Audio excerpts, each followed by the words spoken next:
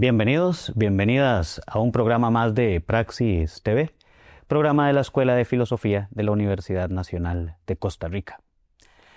Hoy en un programa muy especial, ya nuestro último programa de este año, y en compañía de gratos amigos, amigas, ¿verdad? Nos acompaña Rebeca Arguedas, compañera de Praxis TV, que hoy nos estará acompañando en la co-conducción del espacio y que esperamos continuar viéndote, ¿verdad? En las siguientes entregas. ¿Cómo estás, Re? Muy bien y muy complacida de estar acá en este espacio que ya tiene mucho tiempo de estar permitiendo esta visibilización de las reflexiones, de los problemas filosóficos eh, que habitamos en la actualidad.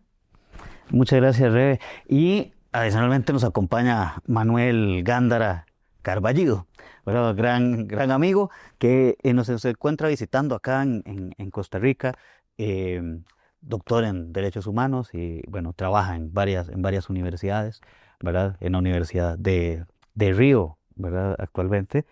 Y que viene a hablar, vamos a hablar sobre temas bastante interesantes y que ya nos acompañó en un par de conferencias, ¿verdad? La semana anterior sobre el tema de la filosofía y los derechos humanos después de Gaza, sobre la importancia del pensamiento crítico en la actualidad y otros grandes temas. Esperamos hoy también poder tener una conversación bastante grata. ¿Cómo estás, Manuel? Pues muy bien y muy agradecido de la oportunidad de estar por acá de nuevo, aquí en Costa Rica, en la Universidad Nacional.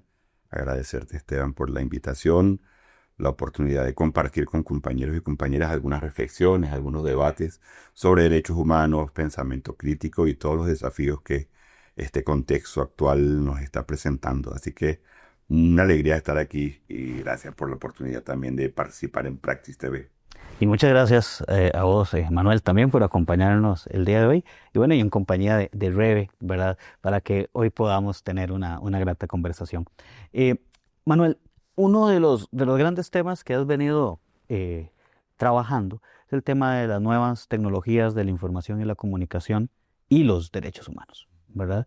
Que además en los contextos en los que habitamos actualmente se vuelve una reflexión urgente y necesaria, ¿verdad? En términos de cómo se está moviendo el escenario político actual, no solo en América Latina, sino en el mundo. Entonces, Manuel, quizás si empezamos a hablar un poco de esto, ¿verdad? Y de la relevancia, ¿verdad? De estudiar estas nuevas tecnologías de la información y la comunicación. Pues sí, es un tema que he venido desarrollando en este último semestre, incluso en el marco de una disciplina en el posgrado de Derecho en la Universidad Federal de Río de Janeiro, donde doy clases. Y la propuesta para entrar en este tema tiene que ver con eso que tú mismo decías. Sin duda, las nuevas tecnologías se han convertido en un elemento no solo cotidiano, sino de gran impacto en nuestra vida diaria porque han transformado la manera de encontrarnos con los otros o de no encontrarnos con los otros y las otras, de encontrarnos o no encontrarnos con la realidad, median toda nuestra relación con el mundo, incluso nuestra concepción sobre nosotros mismos. Y por tanto, las nuevas tecnologías de alguna manera están matizando, filtrando y condicionando la concepción que tenemos de mundo, de sociedad, de persona, de democracia, y un tema tan importante no puede escapar a alguien que se pregunta sobre la vigencia de los derechos humanos, que tú sabes que es un poco no, que es el tema que me ocupa históricamente desde una perspectiva crítica de los derechos humanos. Entonces la idea fue pensar, bueno, cuál es el impacto de las nuevas tecnologías específicamente en las luchas por derechos, en el reconocimiento, pero también en las garantías, en las resistencias, en las luchas de resistencia frente a nuevas posibles formas de violación de condiciones de vida digna. Por eso este ejercicio de reflexión en el que hemos venido participando en el posgrado de Derecho de la Universidad Federal de Río, invitando incluso a otros profesores y profesoras. Es un tema que se viene discutiendo, se está publicando mucho. Hay algunos autores que ya son referencia en esta temática. Ha habido mucho debate en torno de esta propuesta de Varoufakis sobre el tecnofeudalismo, en fin, Mm. lo que incluso ya hemos superado el capitalismo y lo que tenemos es una nueva especie de servidumbre, de lógica re feudal en el marco ahora de las nuevas tecnologías de la información y la comunicación, pero no solo. Byung-Chul Han, este autor surcoreano que también ha venido trabajando no solo la sociedad del cansancio, sino todo el debate sobre la psicopolítica, cómo en el marco del neoliberalismo y con estas capacidades que las nuevas tecnologías nos ofrecen, desde la Big Data, la inteligencia artificial, para generar incluso unas nuevas concepciones de sujeto en el marco de la sociedad neoliberal y de sujeto en el marco de las democracias liberales, y cómo esas democracias están siendo tambaleadas por estas nuevas posibilidades que las tecnologías ofrecen. Todo el debate sobre el capitalismo de vigilancia que también ha venido apareciendo. En fin, no es un tema, no estamos descubriendo el agua tibia al identificar la importancia del tema. Lo que quisimos fue dar cuenta de ese debate desde una perspectiva crítica de los derechos humanos. Claro, y es bien importante porque en el contexto actual, ¿verdad? También vemos un avance de un discurso que concibe a los derechos humanos como un estorbo, ¿verdad? Como un obstáculo, ¿verdad? Incluso en términos de seguridad, ¿verdad? En términos de los mismos derechos de las otras personas, porque entonces los derechos humanos del otro, ¿verdad? Son un obstáculo para que yo pueda realizar mis derechos, entrando en una dinámica que incluso ahora mencionaba Rebeca fuera de cámaras, en ese individualismo también exacerbado, ¿verdad? Que es bastante dicotómico en mucha Los parte, derechos ¿verdad? humanos como amenaza, además. Sí, Son los discursos tramposos en torno a los derechos humanos. Sabemos que los derechos humanos, dada la relevancia que lograron conquistar en el mundo occidental moderno, se han transformado en una herramienta en la disputa por el control del poder. Y entonces todos los grupos intentan arrimar la brasa a su sardina con el tema de los derechos humanos. Y ahí entonces comienzan a formularse narrativas profundamente peligrosas, por ejemplo, con este discurso sobre seguridad, que intentando contraponer derechos humanos y seguridad. Eso no es una cosa nueva, eso ya venía de los años 70, 80, hemos escuchado esos discursos. Cuando lo cierto es que no hay contradicción entre derechos humanos y seguridad. Por el contrario, la seguridad es un derecho. ujú, Por lo tanto, esa pretensión de colocar a quien defiende derechos humanos como alguien que se opone al derecho a la seguridad que tenemos es una clara contradicción y manipulación del discurso, porque lo que quieren es un ejercicio del poder sin ningún tipo de control. ujú, Y recordemos que si hay algo claro es que todo control, todo poder tiene que ser controlado democráticamente. El ejercicio de identificar derechos humanos como un enemigo no es más que esta pretensión de no me controlen en mi despliegue de poder. Sea en materia de seguridad, sea en materia de políticas económicas, sea en materia de imponer un discurso moral, etcétera, etcétera. Mm. Manuel, con respecto a eso, con respecto al tema de los límites, control y límites, ¿verdad? Y la posibilidad de crear jurisprudencia alrededor de las nuevas tecnologías de la información y sus usos, y también de la comunicación como derecho humano, ¿verdad? Entonces ahí está otro tema que resulta complejo y peligroso, que es cuando bajo la consigna de la libertad de expresión en los medios sociales digitales, se cometen delitos de odio, una exacerbación, ¿verdad? De la narrativa del odio, y de la muerte, ¿verdad? Una necronarrativa, ¿verdad? ¿Qué nos decís sobre experiencias precisamente que pueden apuntar hacia una posibilidad de regulación, Sí.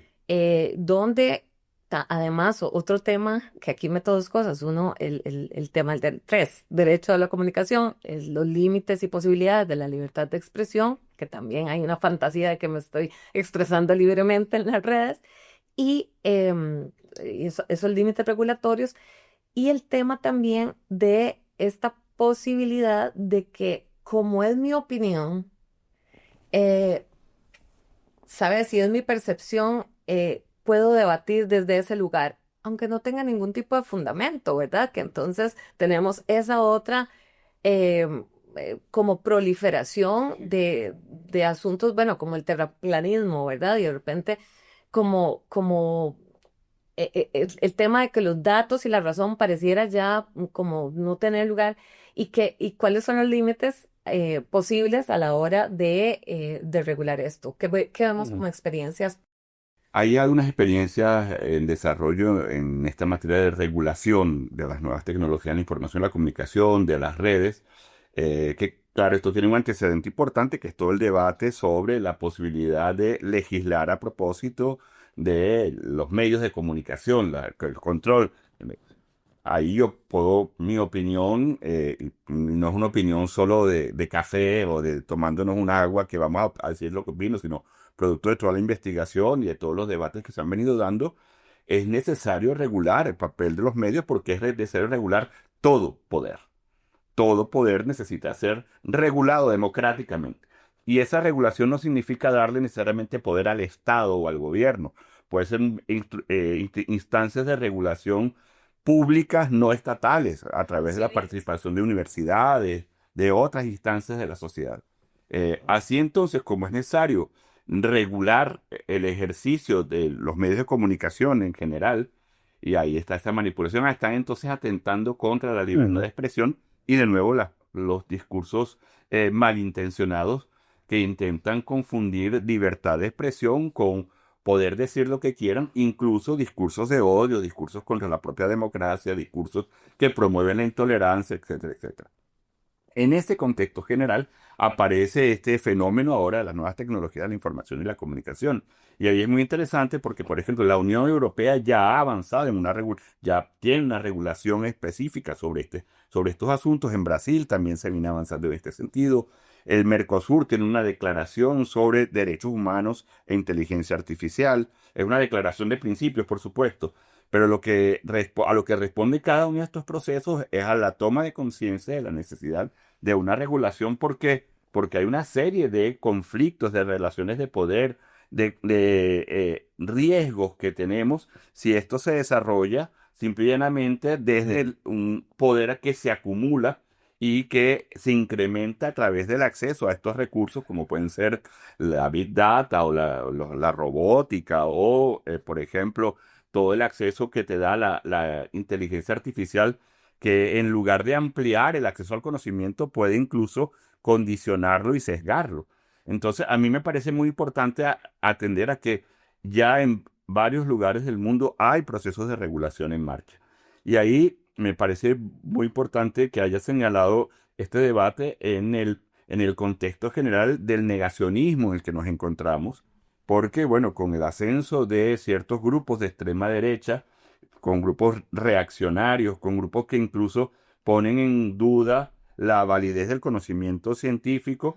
Y por supuesto que el conocimiento científico siempre tiene que ser confrontado, dialogado, porque esa es la Mm. dinámica propia de la ciencia, a través del contraste, pero eso no significa que cualquier discurso valga lo mismo, cualquier opinión valga lo mismo.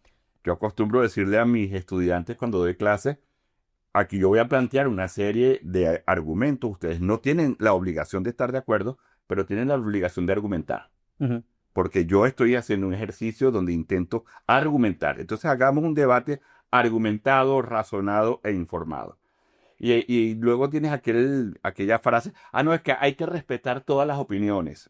Y yo digo, no, hay opiniones que a mí no me merecen ningún respeto. Yo creo que uno tiene que respetar a todas las personas y tiene que respetar el derecho de las personas a expresarse.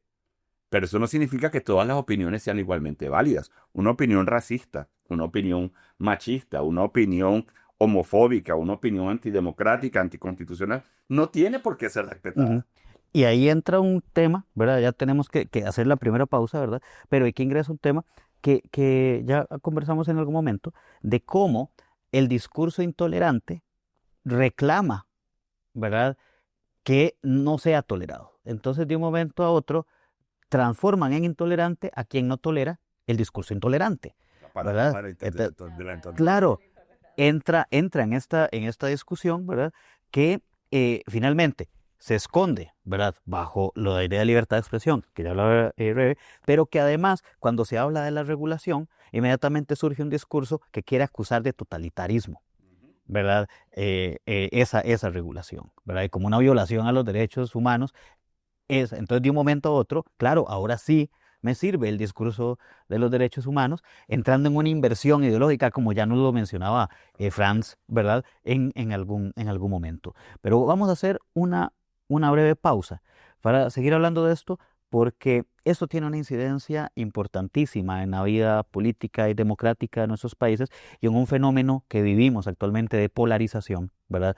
Donde el discurso de odio, ¿verdad? Se inserta fuertemente, ¿verdad? En las sociedades en las que vivimos. Vamos a hacer una primera pausa y ya regresamos a Praxis TV.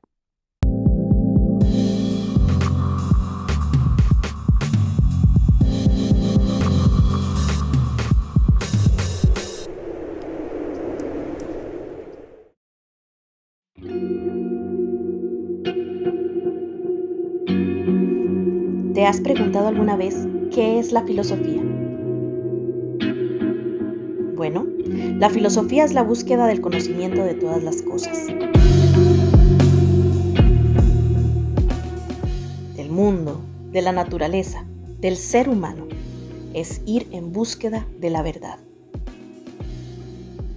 La filosofía se compone de distintas áreas que de manera crítica intentan analizar las relaciones entre los seres humanos, las relaciones con otras criaturas, la forma como conocemos y cómo razonamos sobre el mundo. En filosofía, el área de la lógica estudia los métodos correctos de la argumentación y el razonamiento, lo cual puede sernos muy útil para analizar discursos e ideas, como las que encontramos en la web y en las redes sociales.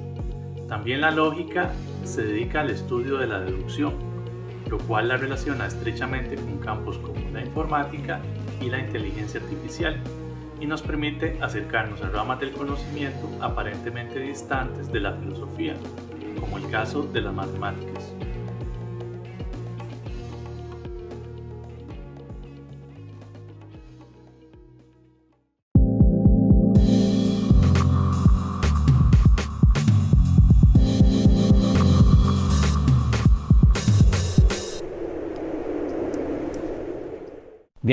Bienvenidos de nuevo a Praxis TV, programa de la Escuela de Filosofía de la Universidad Nacional de Costa Rica.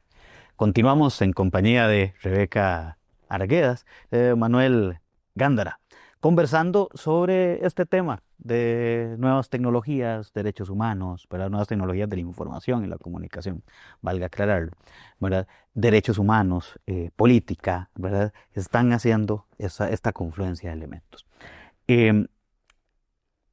Cerramos, ¿verdad? El bloque anterior hablando sobre todo ese tema de esas paradojas de la tolerancia y la intolerancia, ¿verdad?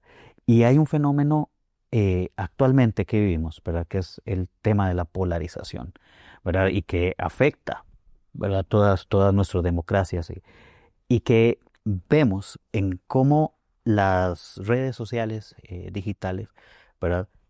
Han venido a exacerbar esto a partir de lo mismo que mencionaba Rebeca, ¿verdad? De hablar de esta libertad de expresión o supuesta libertad de expresión, ¿verdad? En las redes para decir cualquier cosa. E incluso un fenómeno que vivimos hoy, ¿verdad? Que si bien hace unos años estas opiniones que podríamos considerar políticamente incorrectas se escondían detrás del anonimato. En cambio hoy ha venido a un empoderamiento de estos discursos donde ya no se teme, ¿verdad? Mostrar la cara en discursos racistas, misógenos, ¿verdad?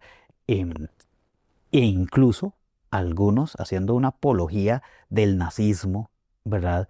Y de todas sus dinámicas, ¿verdad? Entonces, bueno, un fenómeno que vivimos y que atenta directamente a la estabilidad de nuestras democracias, ¿no? Entonces, podemos leer eso.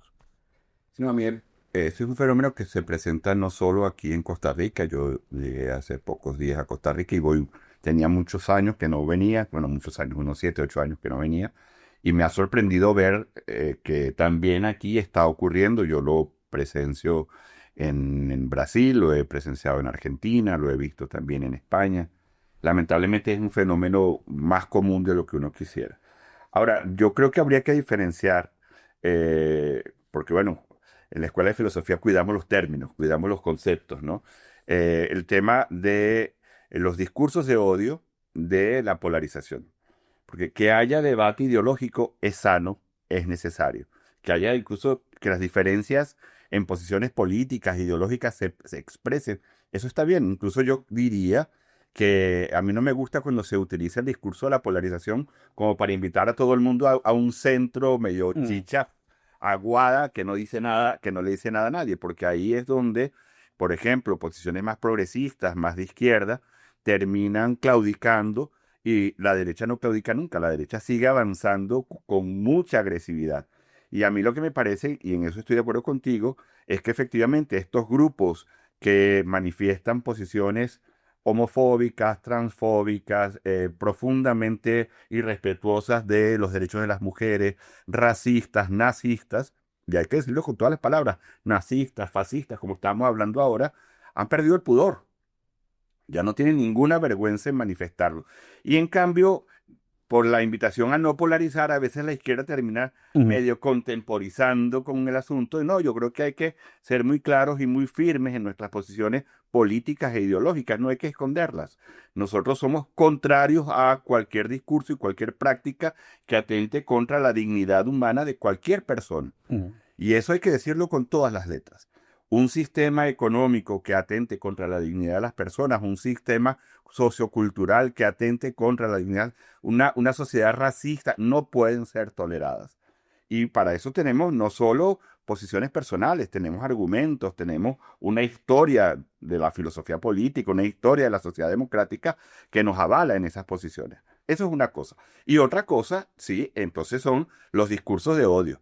Ahí sí, a mí no me gusta hablar de polarización porque parece que hay como dos bandos. Entonces de este lado están los que son a favor del racismo y aquí los que son contra. No, disculpa, no podemos jugar a que son dos bandos en igualdad de posiciones, porque estaríamos contemporizando, estaríamos legitimando ese enfrentamiento. Yo creo que ahí la humanidad hemos llegado a ciertos avances civilizatorios, aunque que justamente ahora lo que está siendo puesto en duda en relación al reconocimiento de la dignidad de todas las personas. Justo estos grupos de poder que impulsan estos discursos tramposos, manipuladores, lo que intentan es decir, no, bueno, que es que hay personas de las cuales podemos prescindir. Y eso es terrible, porque en una sociedad democrática es justo lo contrario.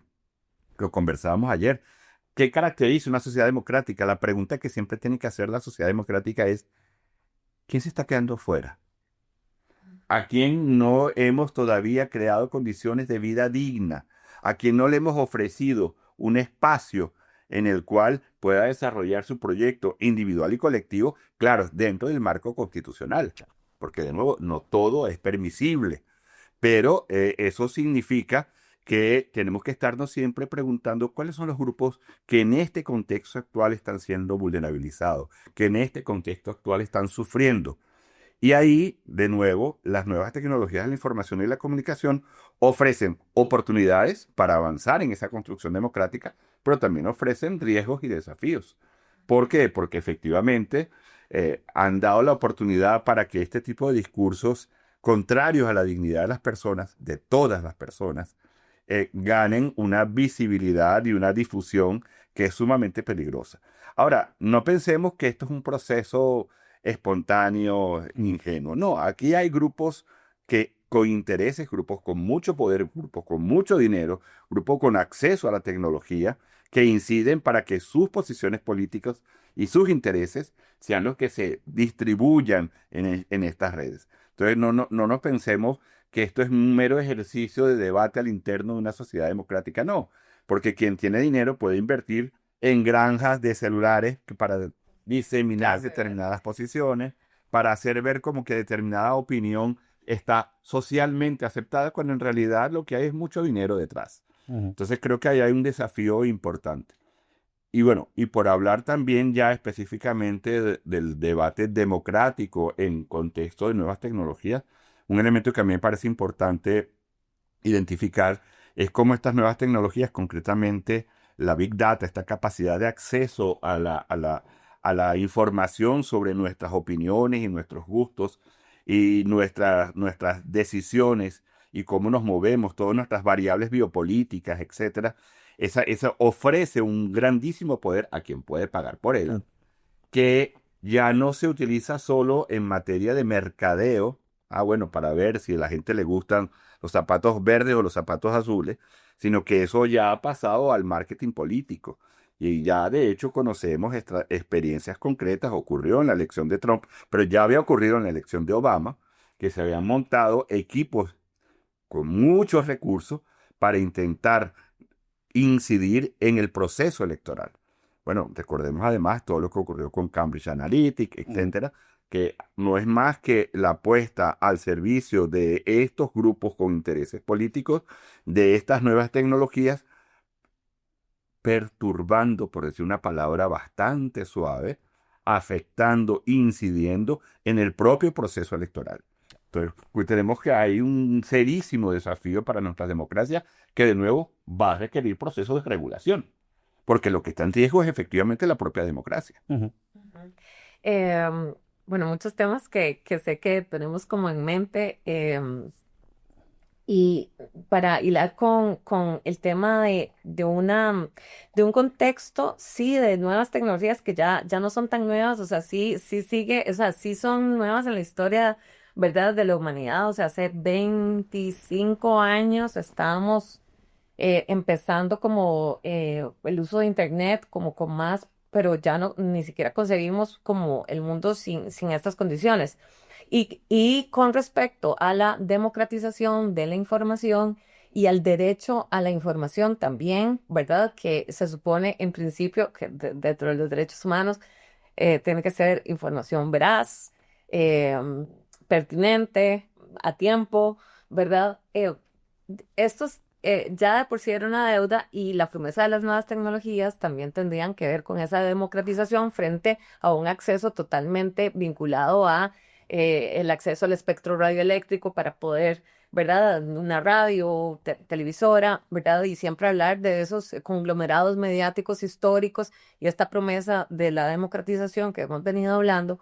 Pero me gustaría que volviéramos a tocar el tema vinculado a las granjas y vinculado a los temas de movimiento multimillonario para determinar los resultados finales electorales de los países, entre muchas otras cosas. Em, el tema de los terratenientes, digamos, digitales, ¿verdad? Y su papel en la configuración, digamos, geopolítica, no del mundo digital, sino de los territorios, ¿verdad? El- Aquí el tema de Gaza. el traslado que hay de la digitalidad, de esa virtualidad, digamos, a la realidad, ¿verdad? Que en algún momento se pensaba, hace esa discusión en las redes y ya, ¿verdad? Pero que tiene una afectación directa en la realidad, ¿Quiénes ¿no? son esos terratenientes ahora? ¿Cómo vislumbrar? Y ese impacto, digamos, esa cascada también y esos manejos, porque tal vez nos cuesta dimensionar cuán controlado está desde élites muy pequeños y como también este discurso, esto que decías, bueno, hay mucho dinero, es lo que también desde las teorías conspiranoicas se dice también. Entonces, simplemente, digamos, es el mismo discurso, pero cambian los personajes, ¿verdad? Cómo demostrar con hechos claramente a dónde se está moviendo, a dónde se inclina la balanza de poder. Ujú. Voy a comenzar con una afirmación de un asesor político importante del gobierno brasileño que dice, no hay teorías de la conspiración, hay conspiración. Como diciendo, están ocurriendo cosas. Claro, Cuidado que no es solo discursos que se Claro, presentan, claro. están ocurriendo cosas, sí.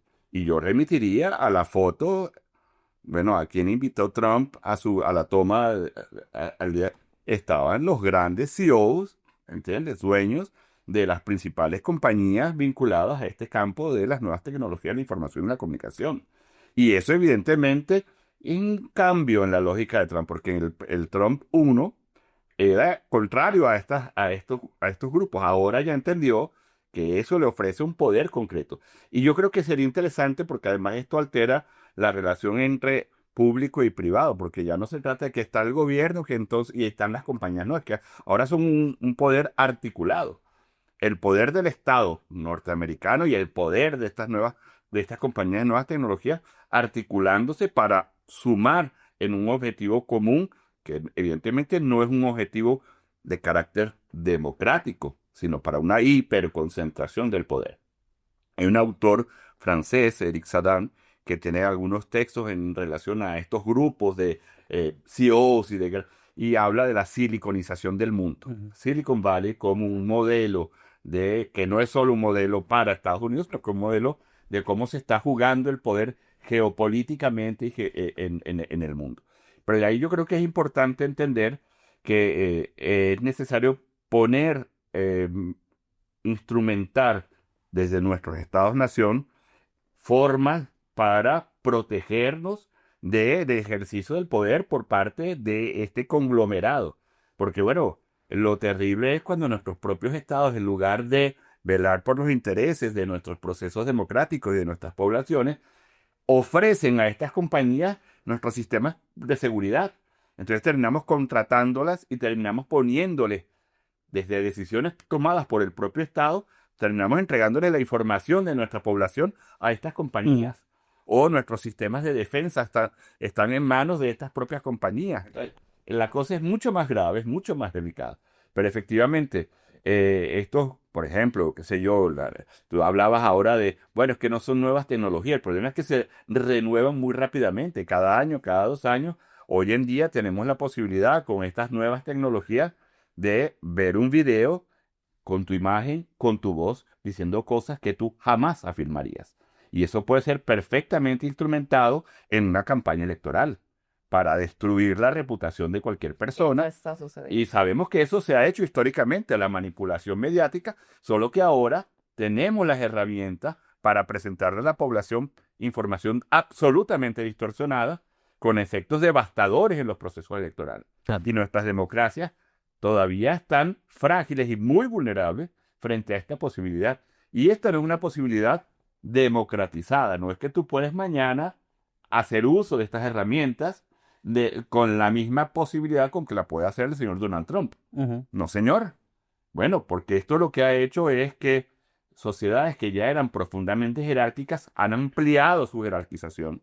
Y la diferencia entre los que más tienen y los que menos tienen, no solo dinero, también poder, se ha aumentado. Entonces corremos el riesgo de una captura del sistema democrático por parte de estos conglomerados empresariales tecnológicos, que ya no son solo conglomerados empresariales tecnológicos, repito, hacen una sinergia con ya algunos gobiernos, concretamente con el gobierno de Estados Unidos, en función de intereses, de nuevo, y hay que decirlo con todas las palabras, coloniales e imperiales.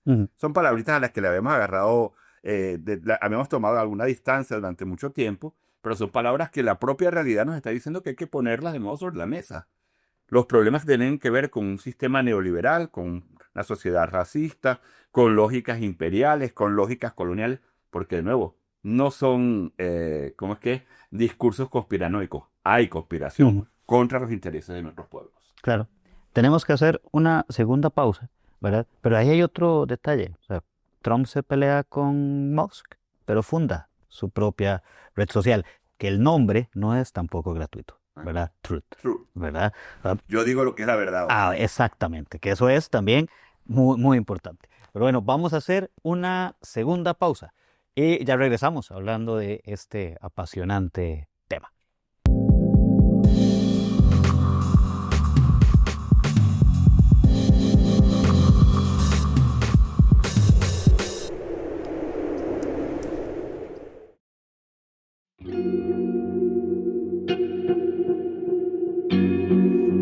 ¿Te has preguntado alguna vez qué es la filosofía?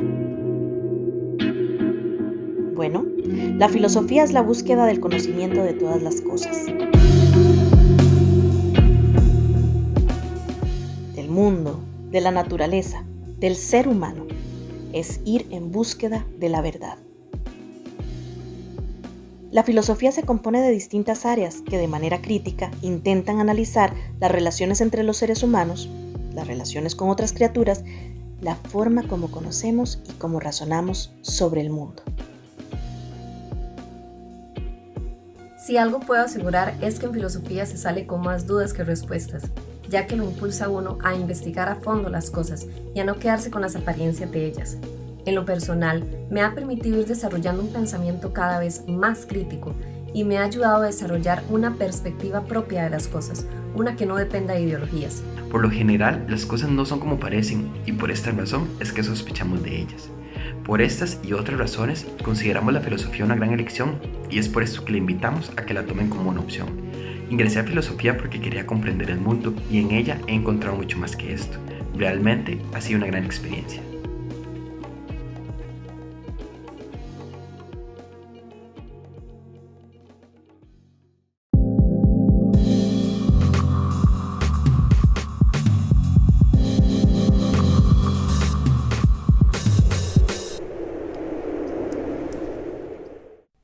Bienvenidos de nuevo a Praxis TV, programa de la Escuela de Filosofía de la Universidad Nacional de Costa Rica. Continuamos en compañía de Rebeca Arguedas, de Manuel Gándara, conversando sobre este tema que es súper apasionante, ¿verdad? Y además urgente y necesario discutir sobre ello. A ver, hay muchos temas que nos quedan, y bueno, nos queda este último bloque, ¿verdad? Pero hay acá, digamos, tenemos la discusión sobre el tema de la posverdad, ¿verdad? Y cómo, ¿verdad? La posverdad no es y no debe confundirse con la mentira, ¿verdad? A nivel de concepto, sino que más bien esta posverdad es esa verdad que se construye a partir de la emocionalidad, ¿verdad? Que esto es muy importante y cómo incluso los hechos, ¿verdad? Pueden ser banalizados, pueden ser ignorados, ¿verdad? Ante la afirmación de lo que considero que es cierto. Más ahora con el ascenso también de las inteligencias artificiales, donde en esta combinación es muy sencillo decir, eso es una IA. Eso nunca lo dijo mi supremo líder, por ejemplo, ¿no? ¿Verdad? Entonces ahí vemos un escenario. Y que además, ¿verdad? En un contexto como el que vivimos, ¿verdad? Es bastante grave, incluso en términos de ver esto en relación al genocidio, ¿verdad?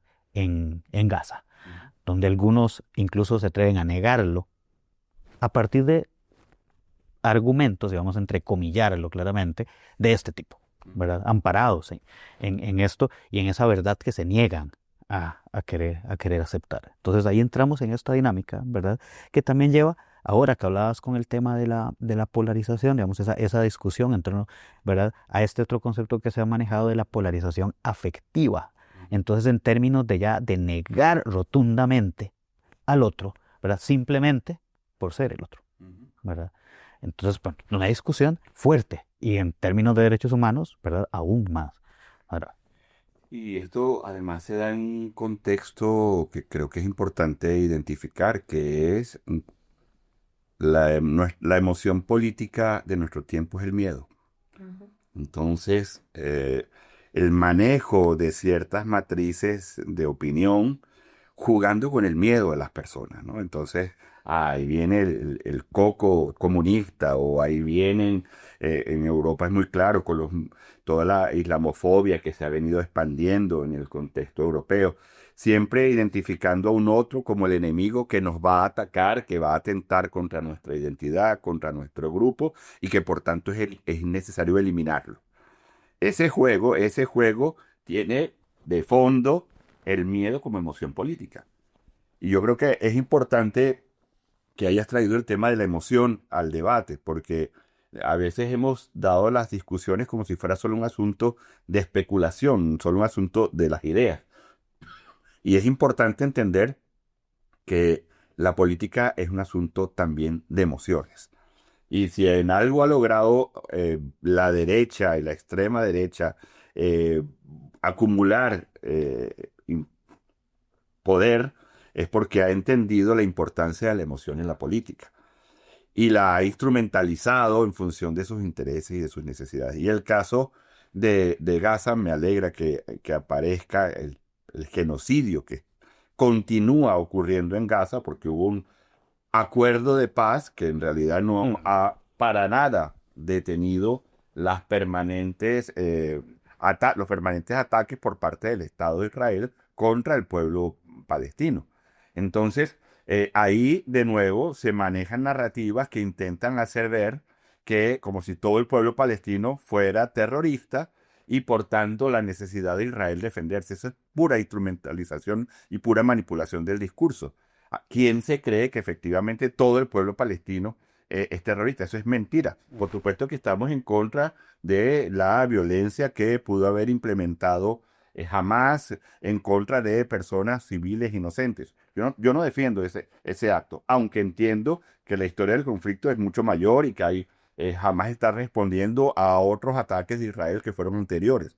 Pero no voy a entrar en eso en este momento. Lo que estoy diciendo es la instrumentalización del discurso por el cual se pretende ampliar de los hechos que fueron llevados adelante por parte de Hamás a todo el pueblo palestino. Y como si cualquier acto de solidaridad con Palestina fuera un acto antisemita, confundiendo además semitismo con sionismo, que es una clara manipulación del discurso. Y todo eso impregnado del miedo y de la amenaza de que en cualquier momento entonces estos grupos terroristas van a atentar contra nuestra identidad, contra nuestra comunidad, contra nuestro grupo, contra nuestra persona, contra mi familia. Esa instrumentalización del discurso ha hecho que este ejercicio de posverdad que describías, y yo creo que espacios como este tienen que ayudar a desmontar esas narrativas mentirosas, porque no hay otra palabra, interesadas en llevar adelante prácticas genocidas, porque esa es la palabra, y las cosas hay que decirlas para que por lo menos se pongan sobre la mesa las discusiones en los términos en que son necesarios para ver si, más allá de lo que los estados tienen que hacer, porque tienen la obligación de hacerlo, también nosotros como sociedad nos organizamos, presionamos, nos movilizamos, nos informamos, discutimos, nos pronunciamos de tal manera que los representantes políticos se vean forzados a tomar acciones coherentes con aquello que una sociedad democrática y un Estado de Derecho debe realizar. Claro, y ahí también que hay una vil manipulación también de el discurso religioso para legitimar, ¿verdad? Porque si bien sabemos que el tema religioso incluso ha venido a alejarse un poco del debate público en estos últimos 2 años, ¿verdad? Aún hoy vemos en esa discusión también cómo ciertos grupos que defienden lo que está aconteciendo recurren al discurso religioso y al pueblo elegido, etcétera, etcétera, ¿verdad? Para justificar y legitimar el genocidio que ocurre en Gaza. Con eso me gustaría también traer a la reflexión y a esa posibilidad de desmontar de la importancia de elementos claves que digamos que no son nuevos, pero en los que se sostiene este sistema que habitamos, ¿verdad? Y esta crisis civilizatoria, ¿verdad? Uno, vivimos en un mundo occidentalista, ¿verdad? Eurocentrado, y el sionismo, pues, se sostiene en esos pilares. Claramente, el tema de la otra edad, ¿verdad? Va a estar acá en la lógica y el discurso deshumanizador de históricamente cualquier engranaje colonizador y de conquista, ¿verdad? Ya cuántos años pasaron para que en España y Europa reconocieran que ¿verdad? El poder eclesial reconociera a los habitantes nativos de Abya Yala como seres humanos con alma, ¿verdad? ¿Cuánto fueron años? Ya no recuerdo esa discusión. Bueno, igual ahora, ¿verdad? Es quienes sí son humanos y merecedores de la vida y quienes no, ¿verdad? O sea, es una lógica racista que lo permite y eso exacerbado en todas las latitudes, ¿verdad? Y siempre ese otro siendo la amenaza, porque no es, ¿verdad? Ese otro racializado y ese otro pobre, porque aquí también está el tema de la aporofobia, ¿verdad? Entonces esa combinación y en América Latina, bueno, en Latinoamérica y en nuestros países, que habitamos narcoestados, ¿verdad? Combínelo con esa otra capa, Ujú. digamos, de gobernanza, este, totalmente liderada, ¿verdad? Entonces tenés una sociedad muy, muy violenta, muy vulnerabilizada, una educación cada vez más paupérrima, pública, con una dificultad de acceso. Entonces esa frustración se parece mucho justamente a esa frustración de la Alemania nazi, ¿verdad? Este, que es claramente capitalizada, para ahí sí usar esos términos, ¿verdad? Em, en la actualidad, ¿qué podríamos encontrar como respuesta desde inclusive las redes sociales? Porque si no está la otra manifestación, que es, bueno, desconectémonos y esta movida, digamos, ya que está saliendo, inclusive hablando de la era de nuevas tecnologías de la información y que cambian tanto, bueno, vuelta a los celulares Ujú. no inteligentes, ¿verdad? Entonces, ¿cómo podemos Sí. ver respuesta? Ujú. Y ahí antes porque nos quedan unos minutos ya para cerrar con esas ideas también, quisiera incorporar acá otra cosa con esto que dice Red, y es, Manuel, una cuestión que hablábamos ayer también, cómo hablar entonces de derechos humanos, ¿verdad? Después de Gaza. Y además verlo en términos de un derecho internacional fallido, Sí. ¿verdad? Bueno, son muchísimas cosas, ¿no? Aquí tenemos como para 5 programas. Sí, siempre pasa lo mismo. Con estas cuestiones. No, yo creo que, a ver, lo primero es que la presencia y la influencia de las redes sociales está dada. Llegó para quedarse, o sea, por eso la pregunta es ¿qué hacemos con ellas? Total. Las ignoramos, bueno, pero eso va a seguir ahí. Y entonces creo que es importante, por una parte, el ejercicio de regulación por parte de los estados, que ya lo hemos dicho, que es posible hacerlo, porque a veces nos juegan, no, eso no se puede. Sí, se puede. Va a depender de voluntad política. Y claro, y va a depender de que la población lo demande de sus Claro. propios representantes, ¿no? Y por otra parte, ejercicios como estos de debate, donde que busquemos información, que busquemos argumentar nuestras posiciones, que busquemos debatir diferencias, pero con argumentos, de tal manera que vayamos avanzando no por la mera emocionalidad de me gusta o no me gusta, sino con posiciones sopesadas, argumentadas, y ahí la academia tiene un papel que realizar, la universidad tiene un papel que realizar, que es ofrecer que estos debates circulen cada vez con mayor profundidad, con mayor peso, con mayor argumento, con mayor elaboración. Y por eso es importante este programa, y les felicito por eso. Pero además, repito entonces, por una parte, la parte del ejercicio desde el Estado, sea desde el legislativo, el ejecutivo, pero la sociedad como un todo también movilizarse, organizarse, informarse, presionar. Eso en relación a la presencia de los medios de comunicación. Y a mí quería retomar, Rebel, lo de Gaza, porque a mí me alegra que hayas puesto un punto en este diagnóstico, y es que hay que decirlo, lo que ocurre en Gaza no es solo un problema en relación al genocidio que está implementando el Estado de Israel. El Estado de Israel lo está haciendo con la anuencia y el apoyo de Estados Unidos, de la Unión Europea. Total. Aquí hay un proceso de deslegitimación de la cultura occidental. Porque la cultura, digamos, este sistema de poder, ¿me explico? Esta representación de un determinado modelo civilizatorio está quebrado cuando vemos cómo estos estados han sido absolutamente conniventes con el genocidio en Gaza. Y no solo conniventes, lo han apoyado. Lo han apoyado con tecnología, lo han apoyado con financiamiento, lo han apoyado con armamento y lo han apoyado aplastando la solidaridad que los pueblos han manifestado con el pueblo de Gaza. Porque cuando nuestras sociedades se han levantado para manifestar su solidaridad con el pueblo palestino, han sido reprimidas. Total. Y eso es muy significativo. Ujú. Entonces, yo creo que ahí hay un elemento que decir, que es que lo que ocurre en Palestina también es un problema de racismo. Y eso hay que decirlo, hay que también puntuarlo.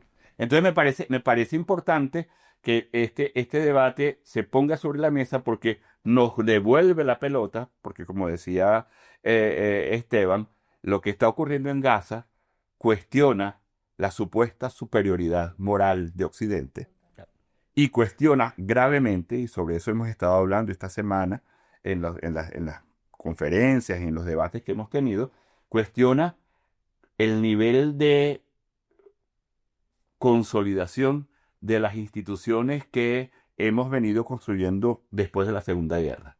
¿Dónde ha estado el derecho internacional de los derechos humanos en el contexto palestino?